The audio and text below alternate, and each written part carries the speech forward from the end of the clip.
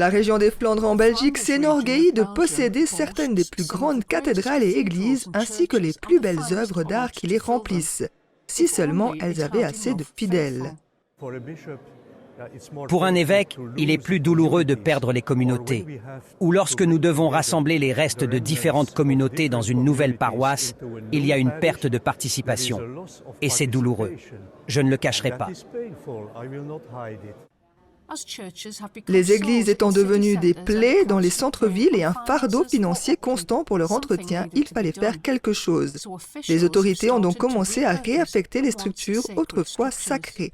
Dans une ville située au nord de Bruxelles, une ancienne église franciscaine a été transformée en hôtel de luxe. L'intérieur de l'église a été vidé pour faire place à des chambres dont les têtes de lit ressemblent à des tubes d'orgue. L'hôtel dispose d'une salle de petit déjeuner à côté de l'autel où des hosties en feuilles d'or sont suspendues au-dessus de la tête. Nous sommes très proches de la ville historique. Cependant, nous sommes vraiment un endroit calme et tranquille. C'est pourquoi nous entendons souvent dire que les gens viennent ici pour se détendre et profiter du silence de son ancienne identité. Le maire de la ville s'efforce depuis des années de donner une autre vocation aux églises vides de la région. On peut donc se demander si, d'un point de vue éthique, c'est une bonne idée d'avoir un autel dans une église. Je n'ai pas trop d'hésitation à ce sujet. Je suis plus préoccupé par la valeur architecturale d'une église. Dans la ville voisine de Bruxelles, un club d'escalade a ouvert ses portes dans une église désacralisée.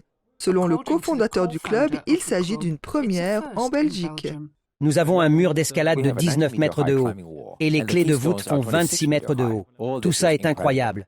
Donc c'est très agréable. C'est génial. Ça nous permet d'utiliser les murs à fond. Les travaux à l'intérieur de l'église ont duré près de 2 ans et ont coûté près d'1 million d'euros pour remettre à neuf le toit et les fondations. Tout a été fait pour que la structure et les vestiges de l'église restent intacts. Il y a une véritable atmosphère ici. Les vitraux derrière apportent une véritable lumière chatoyante et chaleureuse lorsque le soleil passe à travers, de sorte que nous pouvons vraiment sentir la présence des vestiges de l'église. Une étude réalisée en 2018 a révélé qu'environ 10% seulement des Belges fréquentaient régulièrement une église.